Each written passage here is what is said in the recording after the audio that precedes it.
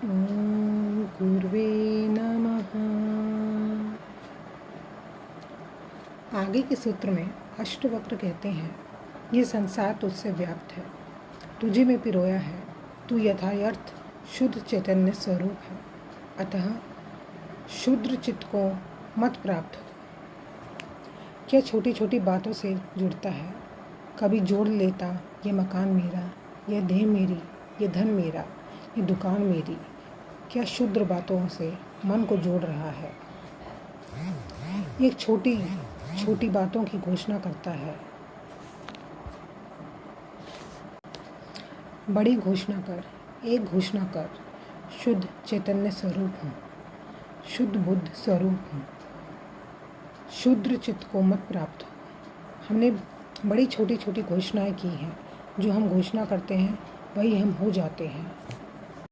आदमी जैसे घोषणा करता है वैसा ही हो जाता है, तो फिर छोटी क्या घोषणा करना। जब तुम्हारी घोषणा पर ही तुम्हारे जीवन का विस्तार निर्भर है, तो परम विस्तार की घोषणा करो, विराट की घोषणा करो, विभू की, प्रभु की घोषणा करो। इससे छोटी पर क्यों राजी होना। इतनी कंजूसी क्या, घोषणा में ही कंजूसी कर जाते हो, फिर कंजूसी कर जाते हो तो वैसे ही हो जाते हो। शुद्र मानोगे तो शुद्र हो जाओगे, विराट मानोगे तो विराट हो जाओगे।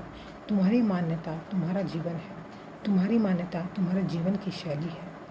तू निरपेक्ष, अपेक्षा रहित है, निर्विकार है, सबने चिद्घन रूप है, शांति और मुक्ति का स्थान है, अगाध बुद्धि रूप है, शोभ शून्य है, अतः चैतन्य मात्र में निष्ठा वाला हो। एक निष्ठा पर्याप्त है, साधना नहीं निष्ठा, साधना नहीं श्रद्धा। इतनी निष्ठा पर्याप्त है कि मैं चैतन्य मात्र हूँ। इस जगत में ये सबसे बड़ा जादू है। मनस्विद कहते हैं कि अगर किसी व्यक्ति को बार बार कहो कि तुम बुद्धिमान हो, वह बुद्धिमान हो जाता है। जितने लोग दुनिया में बुद्धिमान दिखाई पड़ते हैं, ये सब बुद्धिमान नहीं है, ये है तो परमात्मा। इनको बुद्धिहीन जतला दिया गया है, बतला दिया गया है। इतने लोगों ने इनको दोहरा दिया है और इन्होंने भी इतनी बार दोहरा लिया है कि बुद्धत्व हो गए हैं। जो बुद्ध हो सकते थे वह बुद्धत्व होकर रह गए हैं।